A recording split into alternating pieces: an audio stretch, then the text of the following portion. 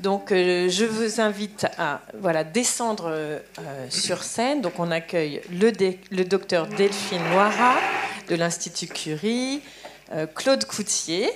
Ça, on ne peut pas les toucher. Oh. Mais je pense que vous allez pouvoir voir. Et...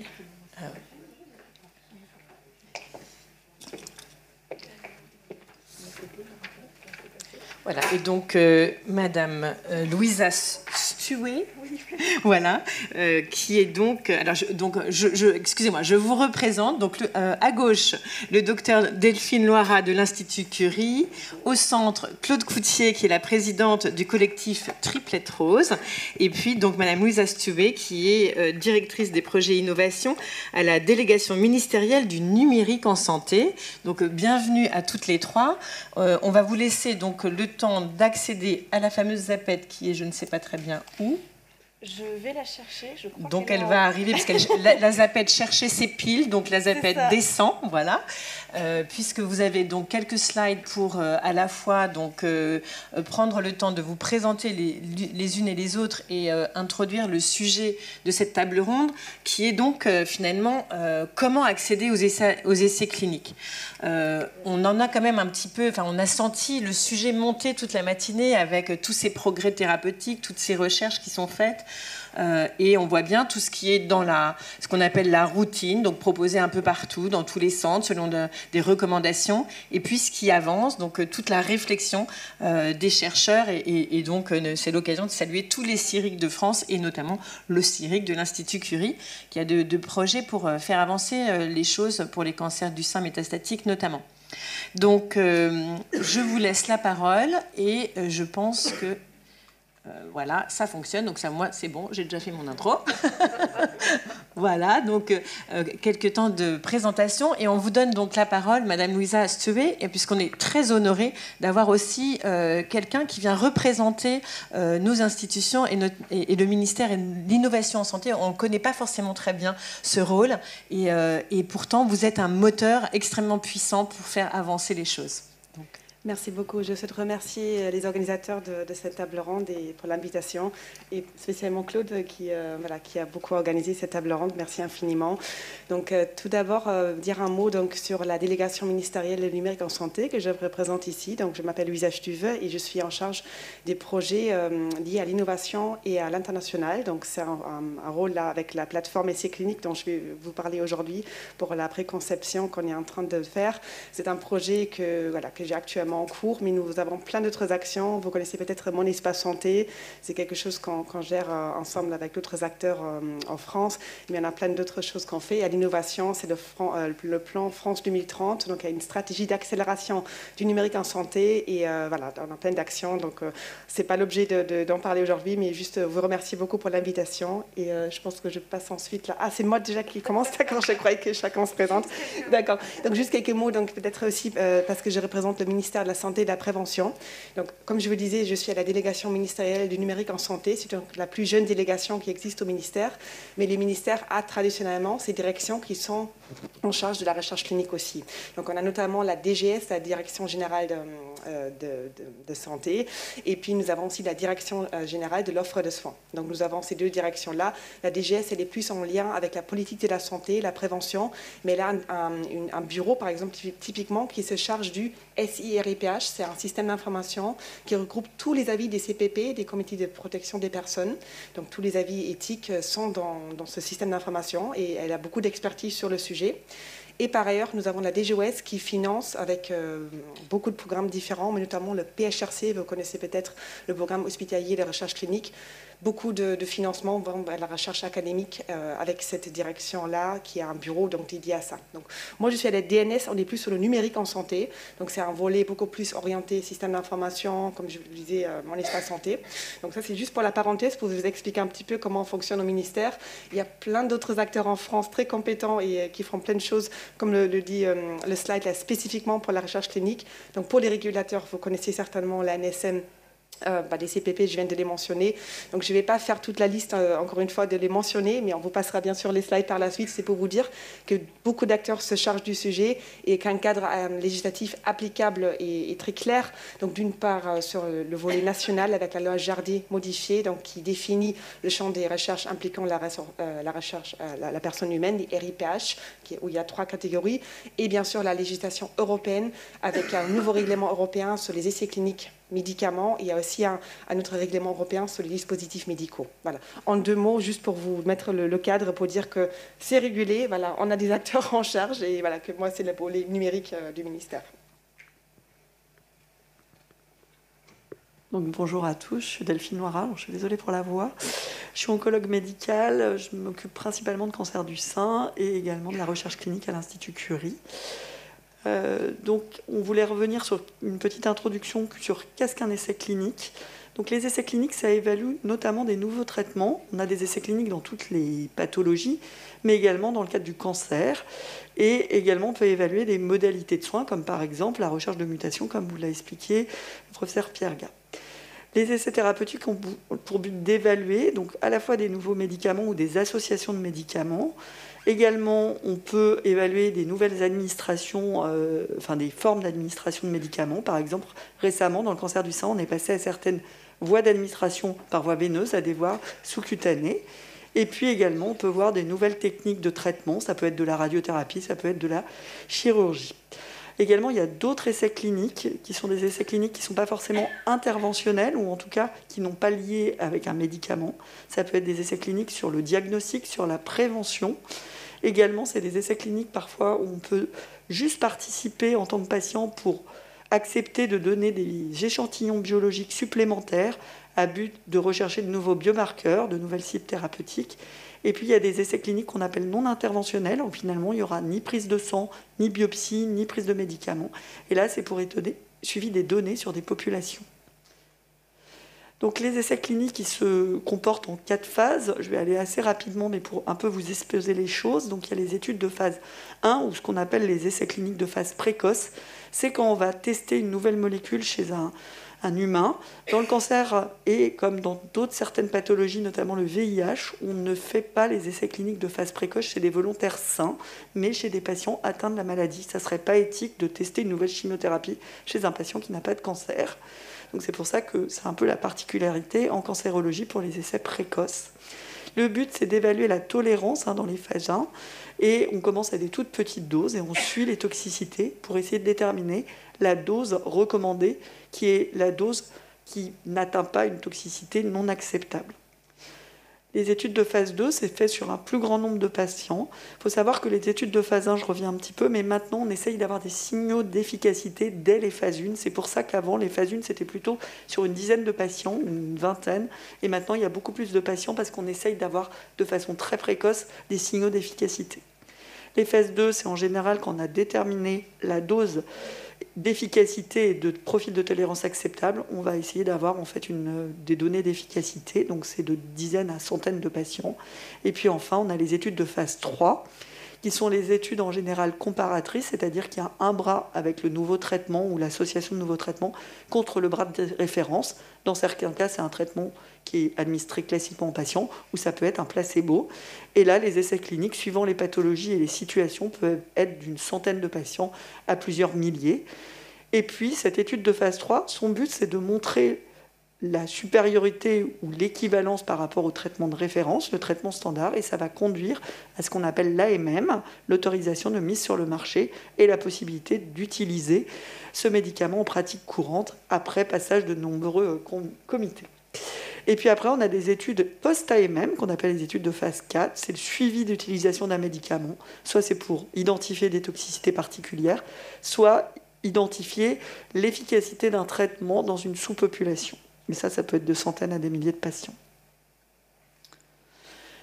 Donc, pour un patient, quand on se pose la question des essais cliniques, est-ce que je suis accessible à un essai clinique ? Donc d'abord, c'est est-ce qu'il y a un essai clinique disponible dans ma situation ? La première priorité, c'est est-ce que l'essai clinique existe en France ? On ne peut pas accéder, ou de façon très rare, à des essais cliniques hors territoire français. Et en France, il y a uniquement les patients inscrits à la sécurité sociale française qui peuvent accéder aux essais cliniques. On ne peut pas accepter de patients d'autres pays. Est-ce qu'il y a des essais cliniques pour mon type de cancer? Est-ce qu'il y a des essais cliniques pour ma situation clinique, ma ligne de traitement? Et puis, il y a est-ce que je vais répondre aux critères d'inclusion et de non-inclusion de l'essai clinique. Donc, dans un essai clinique, ces essais cliniques font plusieurs pages, centaines de pages, les protocoles. Et notamment, il y a la partie critères d'inclusion, d'exclusion. C'est pour sélectionner une population assez homogène de patients qui répondent à de nombreux critères. En général, il y a une vingtaine de critères d'inclusion, une vingtaine de critères d'exclusion ou de non-inclusion, et il va falloir que je puisse répondre à tous ces critères. Alors, évidemment, ce n'est pas aux patients de faire le travail, c'est à l'oncologue médical et aux attachés de recherche clinique de vérifier, mais c'est pour ça que parfois les patients sont étonnés en disant « mais moi, je peux rentrer dans l'essai clinique et je ne comprends pas, on ne me le propose pas ». C'est soit que le patient n'a pas des conditions suffisantes pour entrer dans l'étude où il a des critères d'exclusion. Notamment, hélas, la plupart des patients atteints de maladies virales chroniques, comme le VIH, l'hépatite B, l'hépatite C, sont notamment exclus des essais cliniques. Et puis, les modalités d'accès à l'essai clinique. Donc d'abord, ce qui est important de savoir, c'est que la participation, elle est libre et volontaire. On ne peut jamais vous forcer de rentrer dans un essai clinique, c'est de votre propre volonté, et il faut qu'on vous explique les choses. Également, vous avez la possibilité de quitter l'essai clinique à tout moment, et ça n'aura aucun impact sur votre prise en charge. En général, il faut discuter pourquoi on veut quitter un essai clinique, mais ça n'a pas d'impact dans votre prise en charge médicale après. Il y a des documents obligatoires, il y a la notice d'information qui est rédigée toujours en français, même si c'est des essais internationaux, et c'est expliqué normalement avec un vocabulaire accessible à tous sur l'organisation de l'essai clinique, sa finalité, le nombre de patients inclus, les risques potentiels. Et puis après, il y a la signature du formulaire de consentement éclairé. Éclairé veut dire qu'on vous a expliqué les choses. Après un temps de réflexion, vous signez comme quoi vous acceptez de participer à l'essai. Après, il y aura une étape de sélection, parce que vous êtes sélectionné entre guillemets sur le papier, avec les critères d'inclusion et de non-inclusion, mais il y a la sélection sur des paramètres biologiques, d'imagerie, d'examen clinique, qui peut, à ce moment-là, dire, finalement, on pensait que vous étiez incluable, mais vous n'êtes pas incluable, pour telle ou telle raison. Et puis après, il y aura des choses à faire de façon très régulière, des visites médicales, des prises de sang, des examens d'imagerie, de biologie, et des rendez-vous fixés par le protocole. Les protocoles, c'est très contraignant. On ne peut pas décider que si dans le protocole, il dit que vous devez faire le scanner entre la semaine 4 et la semaine 5 du traitement, on n'aura pas le choix. On est tenu, nous, en tant qu'investigateurs, de respecter le protocole. Sinon, après, ça génère des violations de protocole et potentiellement, on peut nous fermer l'essai clinique si on fait trop de violations. Donc là, les patients, parfois, ils ne comprennent pas bien. Mais en fait, un protocole, c'est extrêmement encadré. Et en tant qu'investigateur, médecin, on doit se lier au protocole. Et on est responsable de la bonne conduite du protocole, mais également de la sécurité du patient. Si on estime que le protocole met en danger le patient, on sort le patient du protocole. Je passe la main. Merci Delphine. Bonjour à tous et tout d'abord merci à Delphine et Louisa d'être aujourd'hui sur ce sujet important des essais cliniques. Moi, je suis Claude Coutier et avant tout, je suis une patiente atteinte d'un cancer du sein triple négatif. Donc, entre nous, on s'appelle les triplettes et qui puisait en situation métastatique. Et c'est comme ça qu'à quelques triplettes, on a créé le collectif Triplette Rose. L'histoire a commencé en décembre 2020. L'association est toute jeune. Donc, on n'est pas un groupe de parole, on n'est pas un groupe de soutien, parce qu'il y en a plein qui le font très bien. Et d'ailleurs, vous verrez des beaux exemples d'accompagnement cet après-midi. En fait, nous, on est un groupe d'action nationale sur 3 sujets principaux. Le premier, c'est de faire connaître ce cancer du sein si particulier, et je vais vous en donner quelques éléments juste après. Le deuxième, et c'est celui qui nous occupe le plus, c'est vraiment d'agir pour l'accès aux traitements novateurs. Les essais cliniques en font partie.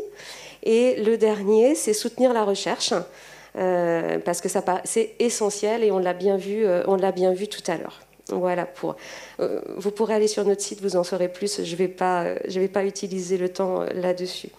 Alors parlons un petit peu quand même de ce cancer du sein triple négatif et finalement pourquoi on a créé ce collectif pour l'accès aux traitements novateurs. Déjà, il n'existe pas un, mais des cancers du sein, ça on l'a vu tout à l'heure. Le triple négatif, c'est 15% des cancers du sein. Ça concerne à peu près 9000 femmes tous les ans. Et dans les particularités, ce qu'on peut dire, c'est qu'elles sont souvent relativement jeunes, ces femmes, puisque 40% à moins de 40 ans. Alors, et on ne va pas affoler les foules ici, heureusement, on peut en guérir au stade localisé, c'est la majorité des cas. Il y a des traitements et en plus des nouveautés récentes avec l'immunothérapie qui sont arrivées là il y a moins d'1 an. Mais par contre, il ne faut pas sous-estimer le fait que c'est un cancer dit de mauvais pronostic, hein, ça c'est le terme officiel du ministère de la Santé. On a un taux de récidive de 30% dans les 3 ans qui suivent l'annonce du diagnostic. Alors je mets un petit bémol, hein, c'est des chiffres de 2018. Donc avec les nouvelles thérapies qu'on a eues sur l'année qui vient de s'écouler, j'espère qu'on va complètement modifier ces chiffres-là.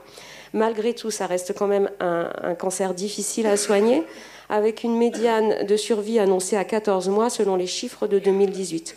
Donc vous comprenez bien que dans cette situation métastatique, eh bien, on est face à des urgences de vie. Voilà.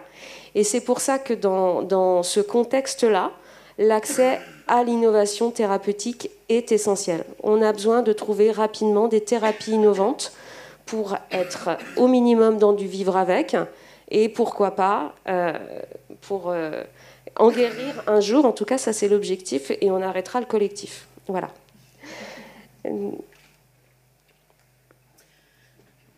Alors, en fait, l'idée aussi de cette table ronde, c'est de faire le tour des besoins. C'est-à-dire qu'on voit bien la complexité des essais thérapeutiques. Hein. On a vu leur cadre réglementaire très poussé, les nombreuses injonctions, finalement, pour le médecin qui doit vérifier tous ces critères, et en même temps, le besoin pour les patientes de pouvoir savoir si ça peut être possible pour elles. Donc, on va continuer ce tour de table avec le tour, en fait, des besoins des uns et des autres. Alors du coup, c'est moi qui continue dans la lancée et dans ce besoin d'accès à l'innovation. On a œuvré pour l'accès au sacituzumab govitecan, on a œuvré pour l'accès au pembrolizumab, mais finalement, aujourd'hui, des thérapies innovantes, on en a chez nous, en France, et via les essais cliniques. Donc, pourquoi qu'est-ce qui se passe? Donc, on est parti d'un constat qui était que la majorité des patientes n'avaient pas accès aux essais cliniques. On a très rapidement partagé ça avec le ministère de la Santé dès l'année dernière. Et puis, eh bien, c'est ce qu'on fait beaucoup au sein du collectif. On a fait une enquête auprès des oncologues avec qui on travaille, donc dont Delphine fait partie, pour comprendre ce qui se passait et quels étaient les points de blocage autour de l'accès aux essais cliniques. Alors, on a pris le cas des triplettes parce que c'est ce qui concerne, c'est notre pathologie, mais ça pourrait tout à fait se décliner sur d'autres pathologies. On a eu une oreille attentive du ministère de la Santé, ça je dois le saluer, lorsqu'on a fait la restitution de cette enquête en décembre 2020. Et suite à ça, il y a une réunion qui a été organisée par le ministère de la Santé avec de nombreuses instances décisionnelles en santé fin janvier. Et c'est sur cette base-là et sur les retours que l'on a eus qu'on a créé ce qu'on a appelé le programme Triplet Access, mais je vous en parlerai un petit peu plus tout à l'heure. Voilà. C'est comment améliorer l'accès à l'innovation thérapeutique via les essais cliniques. Voilà. Alors, vous avez vu, on a fait une enquête, donc il nous paraissait intéressant de vous toucher quelques mots du résultat de cette enquête pour l'accès aux essais cliniques. Donc, comme je le disais, la majorité des triplets, mais pas que, a des difficultés d'accéder aux essais cliniques. Il y a à peu près moins de 10% qui sont éligibles dans des essais thérapeutiques, et des instituts nous disaient que finalement, ils n'arrivaient même pas à remplir leurs essais cliniques parce que c'était compliqué d'avoir finalement des cas qui répondaient à ces besoins. Un des premiers volets, une des premières étapes, c'est est-ce qu'on décide ou pas de rechercher un essai clinique? Et là, on arrive sur un premier frein, en fait. Comme vous le savez, nos équipes médicales font le maximum, mais elles ont besoin de temps aussi pour rechercher un essai clinique, et aujourd'hui, ce n'est pas si simple que ça. Il y a aussi une chose à faire changer, c'est la perception du bénéfice de chercher un essai clinique relativement tôt dans le parcours de soins. Donc là, il y a des mentalités à faire évoluer aussi à ce niveau-là. Et puis, il y a aussi une problématique de réseau, de connaissances. Ce n'est pas si évident que ça de connaître, de rechercher un essai clinique, de savoir s'il y a un essai qui est ouvert. Et puis, on n'est pas tous dans des centres, dans des grands centres de traitement pour avoir cette connaissance, ou on ne connaît pas tous Delphine Loira pour lui passer un coup de fil et lui dire est-ce que tu sais s'il y a des nouveautés sur les triples négatifs? Voilà. La réalité du territoire français, c'est pas ça. Donc ça, c'est le premier point. Et je vais laisser Delphine poursuivre le constat, puisqu'on l'a fait un peu ensemble. Alors, donc en fait, il y a le constat que moi j'aime, et moi j'ai une version très biaisée. Je suis dans un centre où j'ai de nombreux essais, j'ai des co-investigateurs présents, et on a la chance d'avoir de nombreux essais cliniques, et en plus je participe très activement à la recherche clinique dans mon centre. Mais il faut savoir que les essais cliniques, quand ils sont ouverts, d'abord ils sont ouverts pour un temps donné, jusqu'à ce qu'on ait rempli les essais cliniques en nombre de patients. Les essais cliniques sont prévus sur 500 patients, on ne peut pas mettre 501 patients. Il faut savoir aussi, je reviens, c'est que les essais cliniques, ils sont ouverts en général de façon internationale pour les grands essais cliniques. Et donc, en fait, souvent, les patients disent « Ah oui, mais il y a des essais cliniques aux États-Unis », mais en général, on les a par chance. En France, on est quand même un pays qui est plutôt bien vu, notamment par tous les essais cliniques industriels, et ils comptent souvent sur nous pour inclure les patients. Et la France est plutôt bien placée sur le plan européen pour les recrutements dans les essais cliniques. Donc, globalement, on a quand même pas mal de chance en France. Mais en effet, il faut identifier les essais cliniques. Donc, en fait, il faut savoir que pas tous les centres d'oncologie ont des essais cliniques. Il y a les centres de lutte contre le cancer, les CHU. Et puis après, quand on est pris en charge dans des plus petits centres, des hôpitaux généraux, des cliniques, il n'y a pas forcément d'essais cliniques disponibles.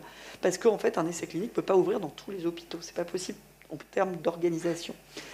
Donc, en fait, savoir ce qui se passe ailleurs, ce n'est pas évident, même pour nous. Savoir ce qui se passe chez nos amis de Gustave Roussy, on n'a pas forcément la liste de tous leurs essais et ça prend du temps. Pour l'instant, le processus est très manuel. Alors en effet, moi j'appelle un collègue si j'ai un doute, j'appelle mes collègues d'autres hôpitaux, mais je n'ai pas de base de données nationale. Donc il nous manque ça, parce qu'il y a des bases de données internationales, une base où on peut retrouver un essai clinique, mais ça on se noie sur tous les essais cliniques, sur toutes les pathologies en oncologie du monde, et après à savoir est-ce que l'essai est ouvert, où est-ce qu'il est ouvert, c'est compliqué, il n'y a pas de lien pour trouver. Le dossier, il est soumis de façon manuelle. Alors déjà, nous, on s'est un petit peu organisé à Curie. On a fait un dossier pour que quelqu'un de l'extérieur puisse demander « Est-ce que je suis éligible à un essai clinique ?» Déjà, on demande à son médecin de nous envoyer les documents. Parce qu'en fait, souvent, les patients n'imaginent pas les documents qu'on a besoin et on peut avoir du mal à faire des échanges avec le patient. Donc, on demande au patient de remplir un document et c'est au médecin de nous envoyer tous les éléments nécessaires pour voir si le patient est éligible. Déjà, ça améliore les choses. Il y a le problème du délai de soumission. Le cancer du sein triple négatif, c'est une maladie qui évolue rapidement. S'il faut 15 jours le temps de constituer le dossier, le temps de le soumettre, le temps de le rediscuter dans un autre centre, et après le retour, il ne faut pas que ça passe 3 mois pour avoir une réponse. Il faut que la réponse elle soit raisonnablement donnée sous une dizaine, 15 jours. Et ça pose parfois un problème. Également, on ne sait pas à qui soumettre le dossier. Si je veux envoyer un dossier, je ne sais pas, à mes collègues de Caen, alors je les connais, je vais leur envoyer un mail, mais il n'y a pas d'adresse unique. Et ça va prendre du temps. Et puis, donc, le processus de réponse, il n'est pas standardisé. Et puis enfin, il faudrait savoir en temps réel le nombre de places qui restent. Parfois, c'est important. Quand il y a un essai clinique et on sait qu'il reste très peu de places, il va falloir essayer d'avoir une place. Et donc l'idée, ça serait d'avoir quelque chose qui recouplerait sur tous ces problèmes, accessibles à tous les oncologues, pour qu'ils puissent identifier des essais cliniques disponibles pour leurs patients. Avec évidemment des possibilités d'avoir des filtres, parce qu'un patient qui habite Marseille, on ne va peut-être pas l'envoyer à Strasbourg, ça ne va pas être facile si l'essai clinique, il nécessite une visite tous les 3 jours. Par exemple. Voilà. Donc la vision, c'est d'avoir un outil numérique partagé, unique, qui permet de regrouper tous les essais cliniques disponibles par une pathologie. Et donc on s'est un peu posé la question pour les triples négatifs, parce que finalement, c'est quand même une maladie qui est assez restreinte, c'est presque une maladie rare au stade métastatique, peu de patients par an. Et finalement, c'est assez simple, on n'a pas non plus des centaines d'essais cliniques. L'idée, c'est d'avoir une interrogation rapide. Si l'oncologue il passe 2 heures à remplir les cases, il ne va jamais le faire. Il faut que ça prenne, à mon avis, 3-4 minutes.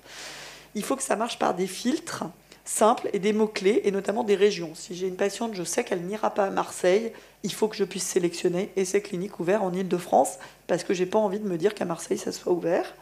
Et puis, il faut que ce site il soit mis à jour régulièrement. Quels sont les essais ouverts, quels sont les nombres de places disponibles, et quel est le contact. Comment j'envoie mon dossier? Est-ce que j'envoie ça par mail? À qui? À une secrétaire? À une adresse commune? Et puis, il faut qu'il y ait une décision rapide, c'est que éventuellement cet outil numérique soit accessible, notamment en RCP. Comme ça, on pourrait voir s'il y a un essai clinique et mettre dans la conclusion de RCP, est-ce qu'on a recherché un essai clinique? Oui, non. Est-ce qu'il y en a a priori d'éligible pour le patient? Et puis l'adressage facilité, notamment donc, pour réduire les délais. Je vais passer la parole. Alors, Oui, effectivement, je vais compléter tout à fait en phase avec ses besoins. On les a identifiés ensemble. Mais je vais compléter sur une vision un peu plus patiente. Par rapport à ça, on a aussi un énorme souci, c'est de s'assurer que tout le monde aura les mêmes chances, quel que soit son lieu de suivi sur le territoire national. Ça, c'est primordial. Donc, comme l'a bien décrit Delphine, on a besoin de cette plateforme nationale.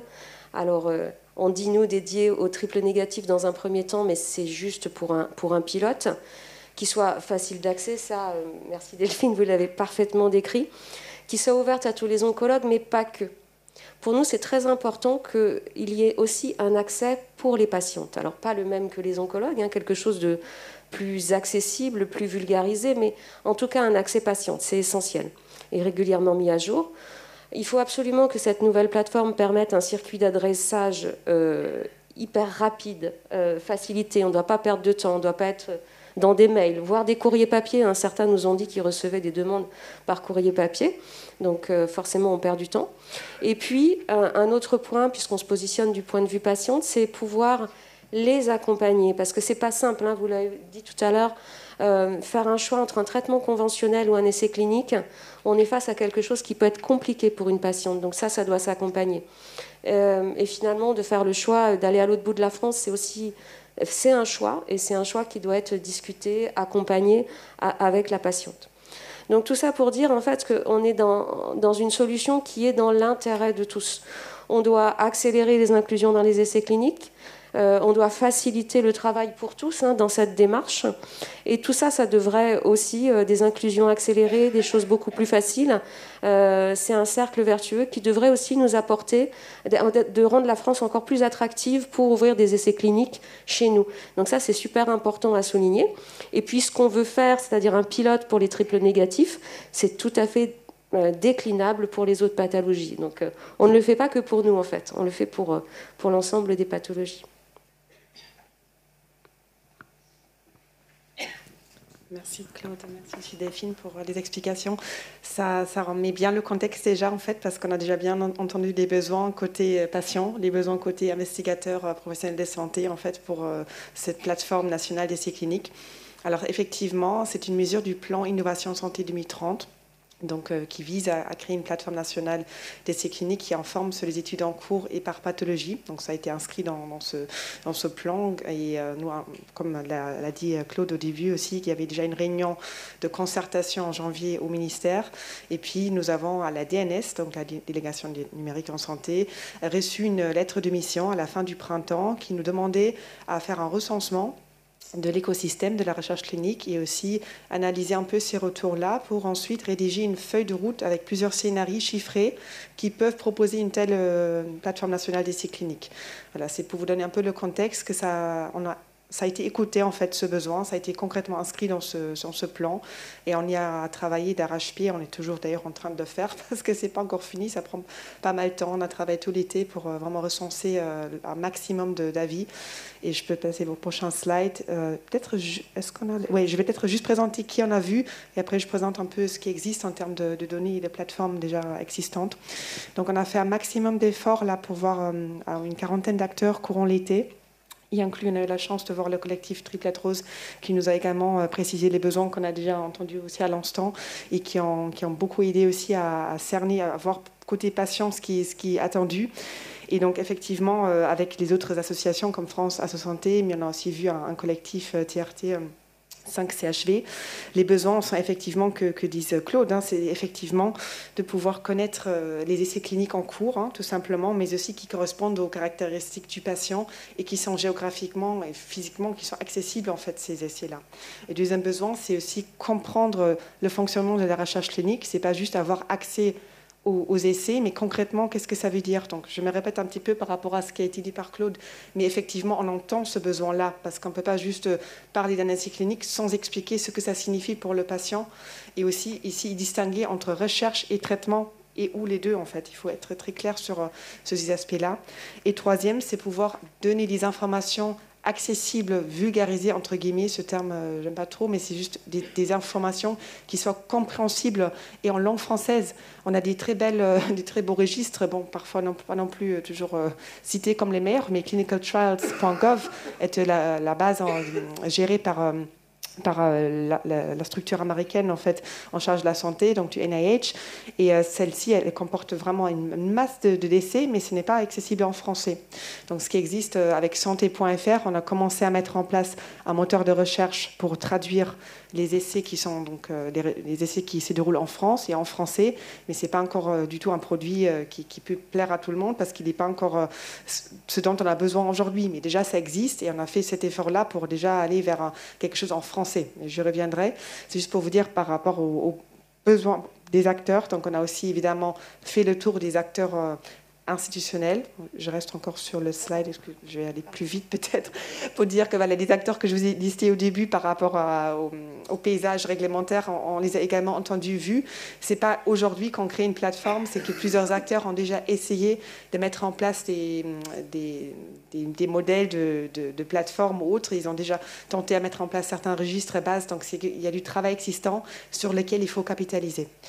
Ainsi que travailler en lien direct avec les industriels qui aussi ont des besoins forts et qui mènent beaucoup des essais sont aussi menés par ces acteurs-là. Donc il est important de les entendre aussi par rapport à ne pas multiplier trop les exigences réglementaires administratif en plus de ce qui existe déjà pour ne pas trop complexifier ces démarches-là. Donc on a bien entendu aussi ces points-là.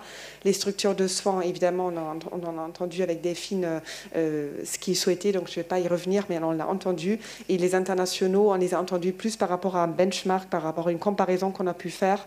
On a pu voir ce qui se passe au Danemark, parce que là, apparemment, les taux d'inclusion, suite à la mise en place d'une structure qui s'appelle TriNation, ont beaucoup augmenté, parce qu'ils ont réussi à faire le pari entre acteurs publics et privés pour les faire travailler efficacement ensemble.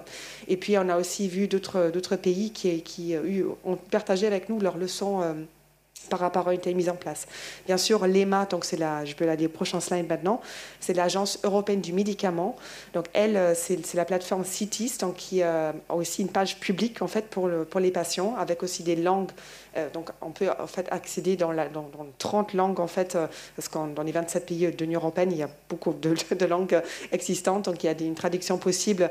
Mais à ce jour, c'est pour ça aussi qu'on y travaille d'arrache-pied, ça ne suffit pas pour les patients français de juste accéder à CITES. C'est bien trop bureaucratique, technique, c'est pas quelque chose qui est facile d'accès pour le moment.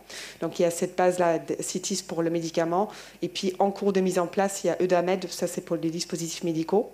Donc ces deux bases-là, ces principaux registres alimentent le SIRIPH que je vous ai mentionné, donc qui est géré donc, côté ministère, donc à la DGS, mais donc, qui regroupe tous les avis aussi des CPP, donc malheureusement qui n'est pas encore d'accès public. Alors c'est une base quand même très, très riche et très, très intéressante, mais il n'y a pas d'accès public.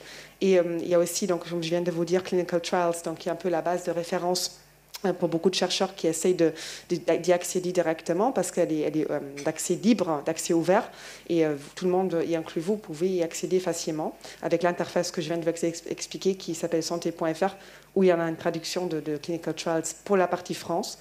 Et il y a d'autres initiatives qui existent. Je ne vais pas non plus aller vers trop de technicité ici pour vous lister tous les registres qu'on a pu voir, mais il y a des registres spécialisés, c'est très important pour la partie, par exemple, cancérologie, le registre de l'INCA, qui existe déjà, en fait, qui est dédié à l'oncologie, qui récupère des données à partir de l'ANSM, et qui dispose d'un moteur de recherche, mais pareil, qui certainement, ça c'est peut-être un avis que vous pouvez donner à vous, comment il est utilisable pour le moment.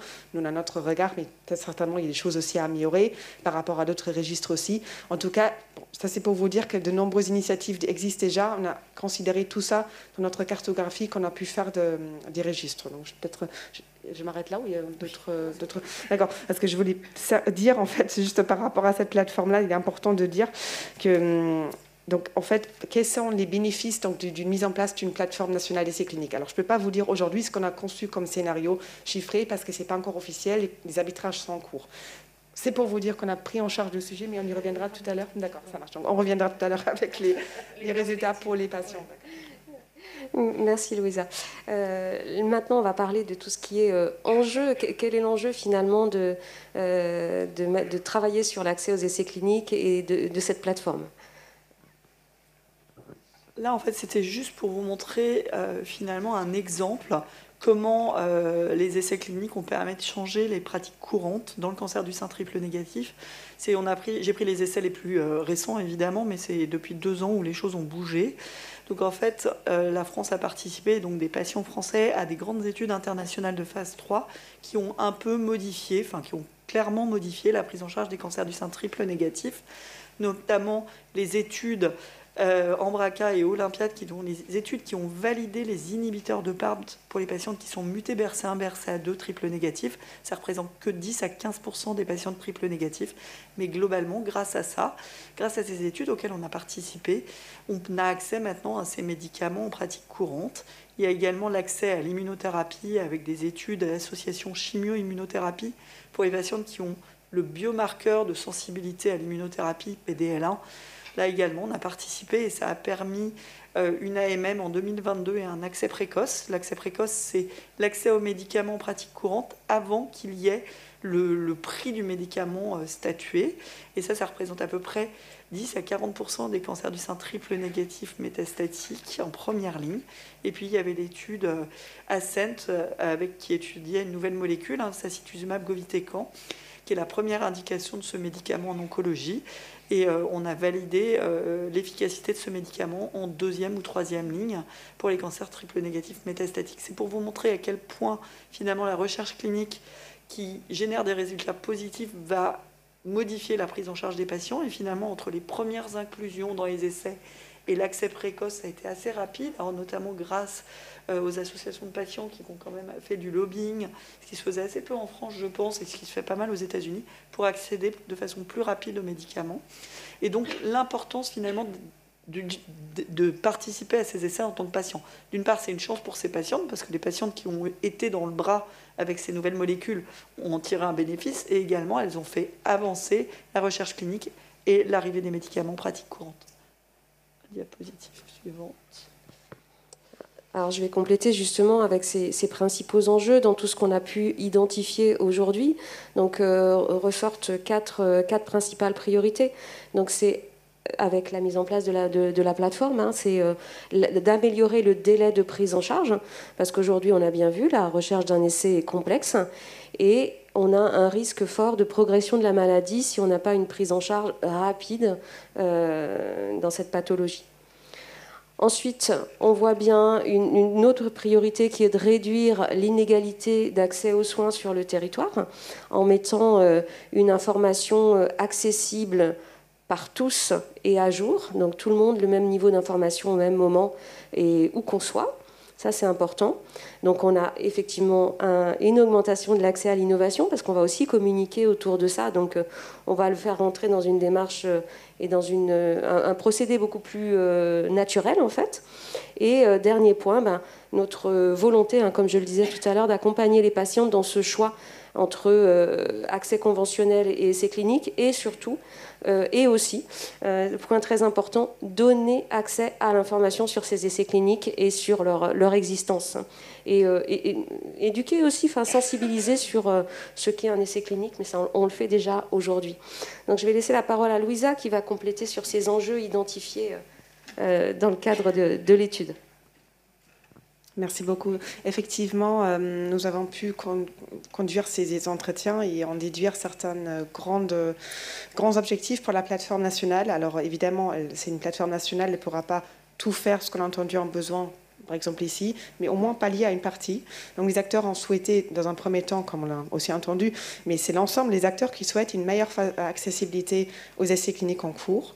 Également, l'aspect transparence de la recherche clinique, savoir vraiment ce qui se passe en temps réel, le plus possible, quand on peut, en termes d'essais en cours sur les territoires français, voire au-delà. Approcher cela avec une approche multifacteur et partenariale public-privé, autre. Donc ça, on a beaucoup entendu aussi, de pouvoir valoriser et renforcer les outils de partage de l'information existants, donc capitaliser sur ce qu'on vient d'entendre là tout à l'heure avec les différents outils déjà développés, les expériences faites. Et bien sûr, l'aspect aussi Ça a l'air, on ne dirait pas comme ça, mais finalement si, parce qu'en fait, si on peut garder sur le territoire ces essais-là, ces acteurs-là, c'est hyper important pour les années à venir, d'où l'importance de ce plan France 2030. Donc c'est un aspect qui va tout être la base de tout. Et donc on entend aussi par rapport aux besoins concrets. On peut en déduire des résultats concrets pour les patients. Dans un premier temps, donc cette transparence, elle est essentielle d'une telle plateforme. Donc, on a entendu bien évidemment comme bénéfice, c'est l'égalité d'accès aux essais, mais aussi la partie compréhension, et pour être améliorée grâce à une telle plateforme. On a entendu beaucoup les droits des patients. On a entendu par rapport au consentement éclairé et libre de Delphine. Donc, c'est important parce qu'une telle plateforme contribue à cela, effectivement. La qualité de la recherche peut être améliorée grâce à une telle plateforme.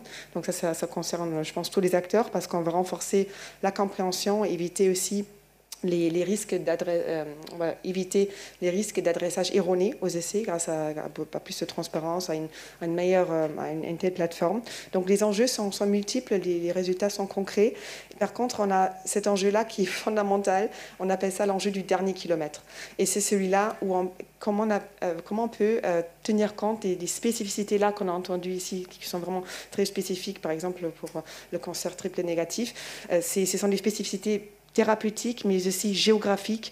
Tout ça, c'est ce qu'on appelle les derniers kilomètres. C'est là vraiment où il s'agit de faire aussi beaucoup d'efforts de pédagogie par rapport aux professionnels de santé qui n'ont pas forcément les éléments de formation, pour qu'ils aient tous les éléments dans leur curriculum de formation dès le plus jeune âge, mais aussi de formation continue.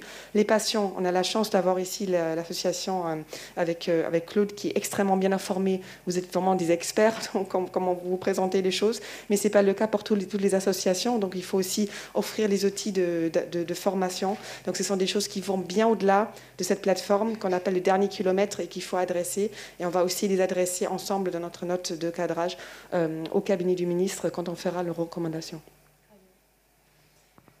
Merci beaucoup, Louisa. Alors, pour qu'on laisse un petit peu de temps aux questions, je crois qu'il faut qu'on aille très très vite. Donc, je voulais juste parler des 3 grands piliers du programme Triplet Access. Et vous pourrez tout voir sur notre site internet. On a d'abord un cadre, donc pouvoir s'assurer qu'un essai clinique va être systématiquement proposé aux patientes aux étapes clés de sa maladie. Ça, c'est vraiment crucial. L'outil, ça on en a parlé, cette plateforme nationale des essais cliniques. Et aujourd'hui, le collectif, on travaille avec un acteur qui s'appelle Clinéo, et on est d'ailleurs actuellement en train de travailler sur l'interface patient pour permettre l'accès aux essais, la connaissance des essais cliniques à tous. Et puis le dernier volet, c'est l'accompagnement, mais ça j'en ai déjà largement parlé. Donc il faut que je me dépêche. Donc je repasse la main juste pour le calendrier, Louisa. Oui, donc comme je vous ai dit, ça s'est fait sous un délai extrêmement court. Donc on a travaillé pendant l'été sur les entretiens qui sont en cours de consolidation avec les scénarios chiffrés. Donc on soumettra ça. En fait, les arbitrages sont en cours, en fait, disons. Et donc j'espère que courant novembre, nous allons pouvoir organiser un événement dans le cadre duquel vous pourrez aussi participer et entendre ce qu'on a pu en conclure. Donc pour la fin d'année ou plus tard, il y aura des communications plus larges qui vont venir. Merci beaucoup. Et on va laisser la conclusion à Delphine.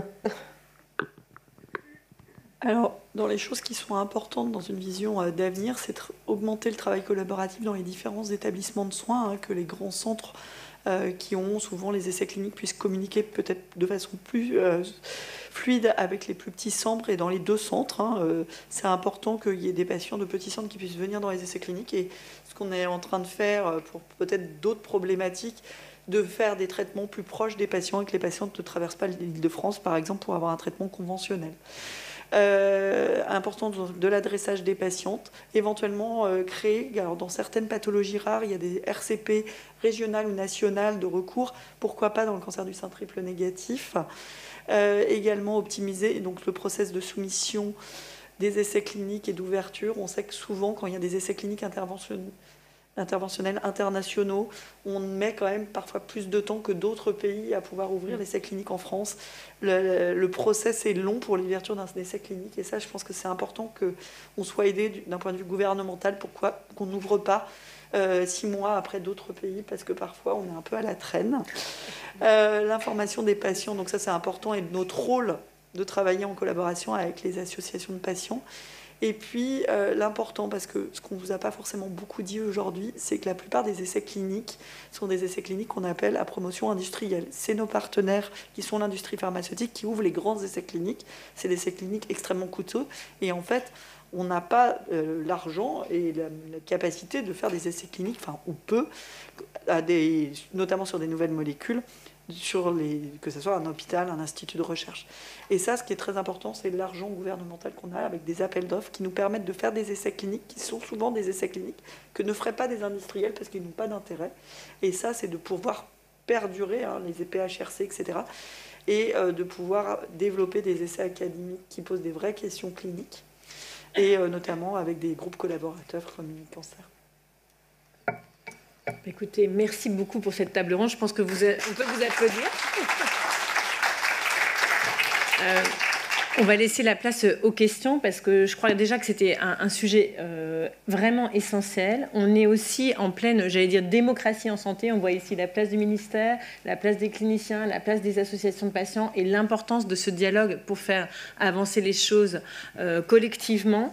On voit aussi que c'est stratégique pour la France et pour les patientes individuellement. Donc on voit ce continuum et ce dialogue des uns et des autres va pouvoir le faciliter. Alors, même chose, si vous voulez prendre la parole. Attendez, voilà. Oui, j'aimerais bien savoir si l'immunothérapie, dont vous avez parlé en partie, ainsi que ça a été mentionné vraiment très brièvement par Monsieur Paul Coutin, je crois, voilà. Si ces deux thérapies sont incluses dans les essais cliniques, s'il y a possibilité d'accès.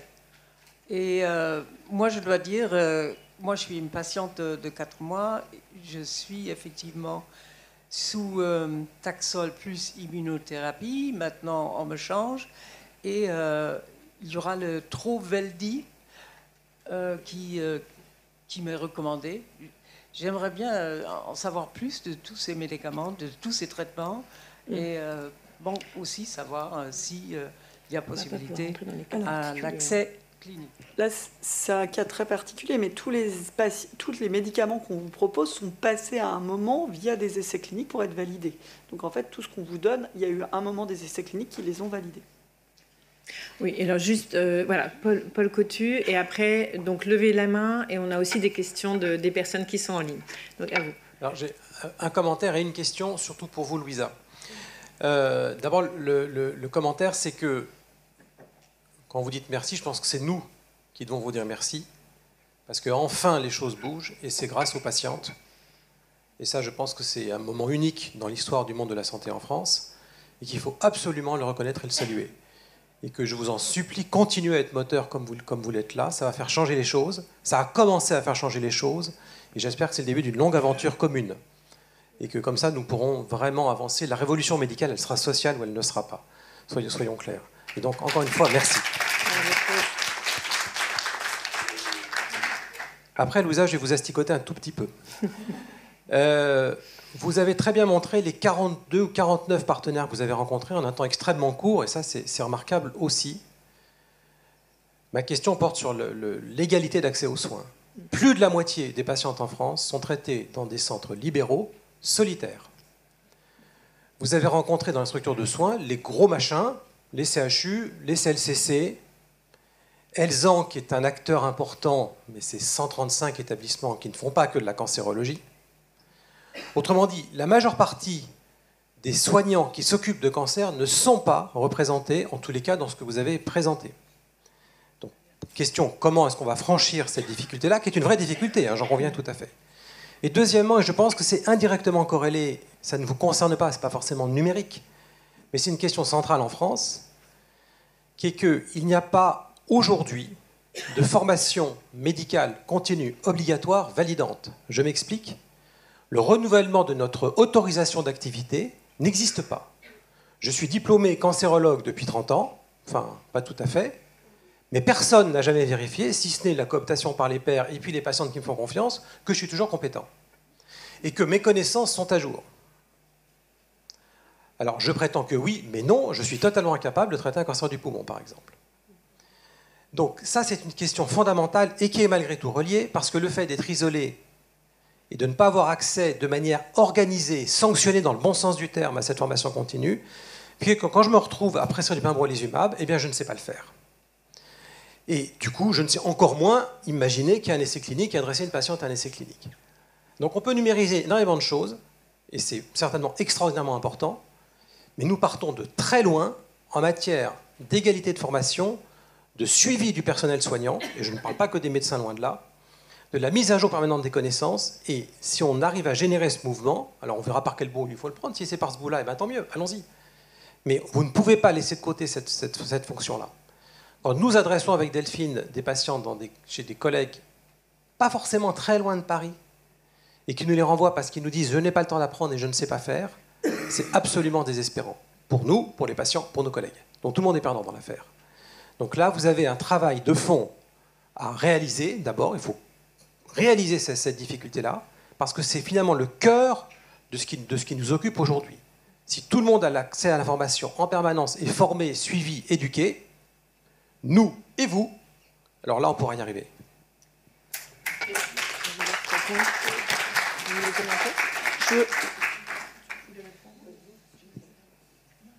Juste pour vous dire que j'entends parfaitement et que c'est évidemment au-delà de la simple plateforme qu'on va plus, j'espère, qu'on va plus concevoir parce que c'est hors de notre contrôle, on ne fait que de recommandations.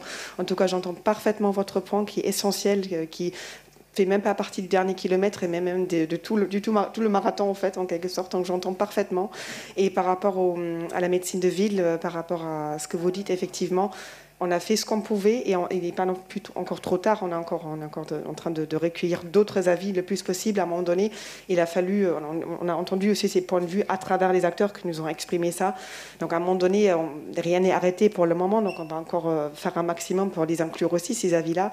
Mais pour vous dire, oui, on a fait un maximum d'efforts pour être le plus exhaustif possible. Mais j'entends aussi ce point et je le prends en considération par la suite avant de rendre nos travaux. Merci. Juste pour rebondir aussi, je pense qu'il y a beaucoup de personnes qui nous écoutent justement aujourd'hui qui sont à distance géographique et qui sont soignées un peu partout en France. Je pense que ce qui est aussi très intéressant dans ce qu'on voit, c'est aussi le besoin des patientes, le besoin d'information, parce qu'on est aussi vecteur de poser la question à son équipe. Et vous avez souligné, par exemple, les RCP d'expertise qui pourraient se développer sur les cancers triple négatifs, mais qui existent sur différents sujets.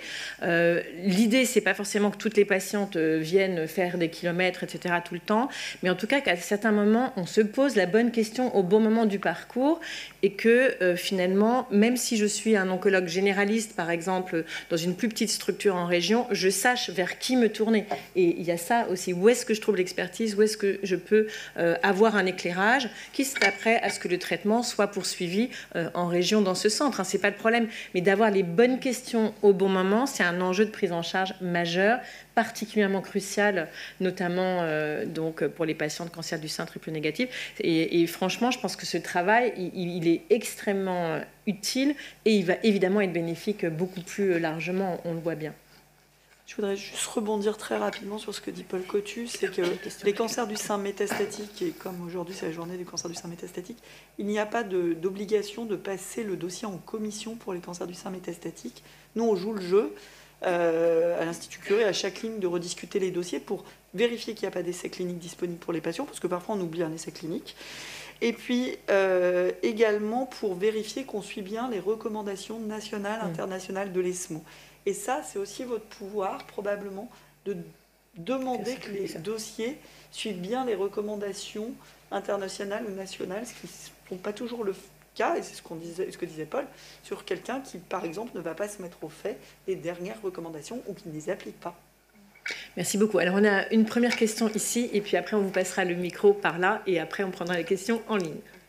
Bonjour, merci beaucoup. J'avais une question par rapport à l'accès aux essais cliniques, parce qu'on a vu ce matin qu'il y avait des cancers qui pouvaient muter ou en tout cas évoluer avec le temps. Donc par exemple, si on a un cancer du sein triple négatif qui évolue RO positif ou vice-versa, comment on sait dans quelle case on rentre pour les essais cliniques?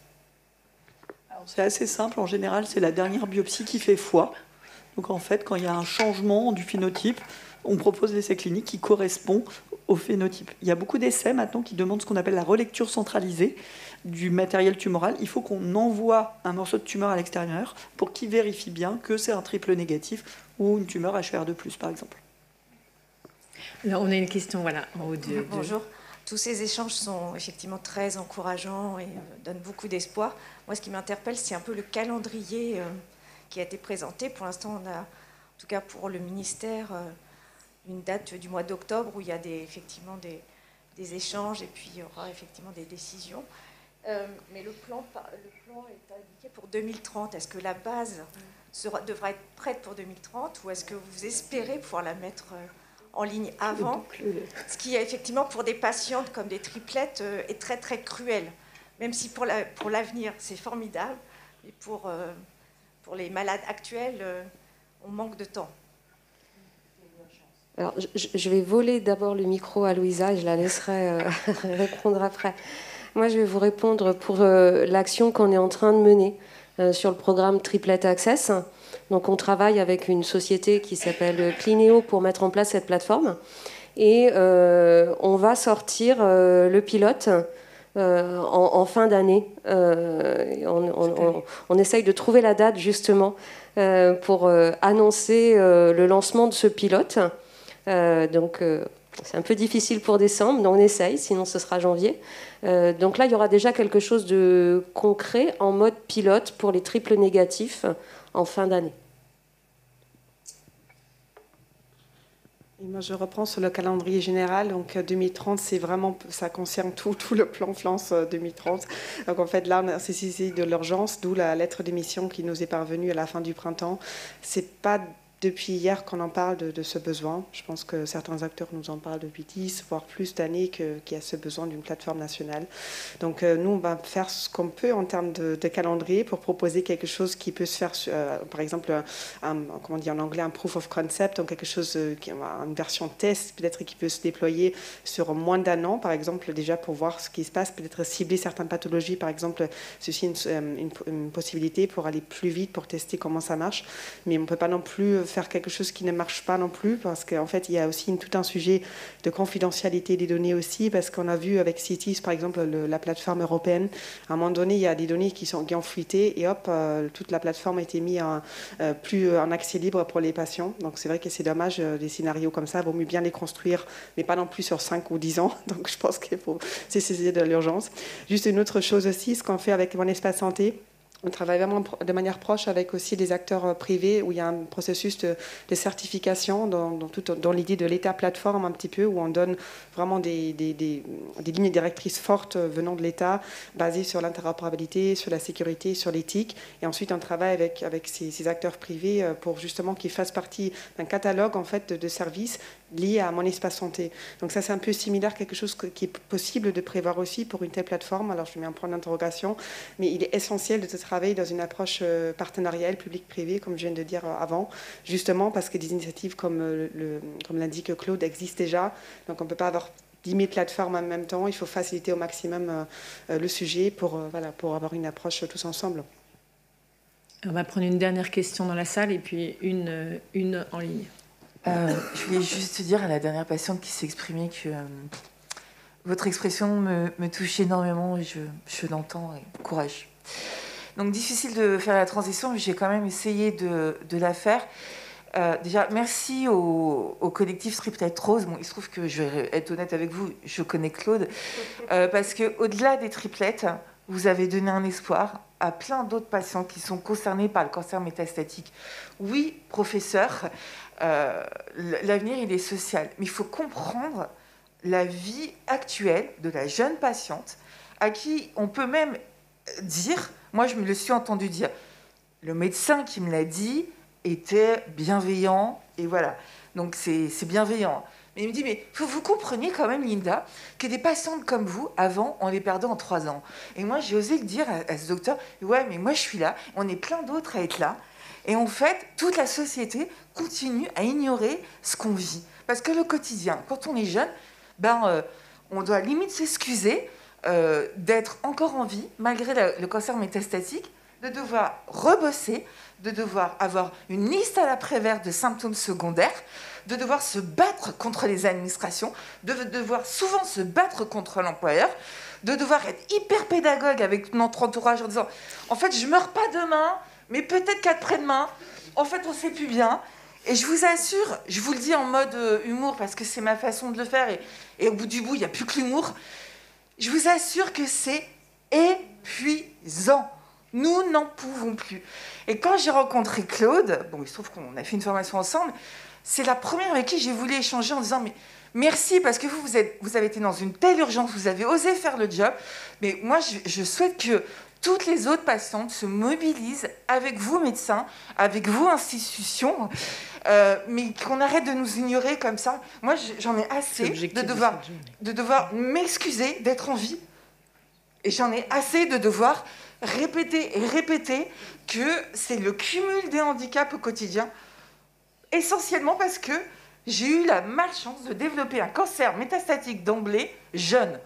Et que ça, le reste de la société ne le comprend pas. Et en plus, c'est invisible. On est en plein dans le handicap invisible.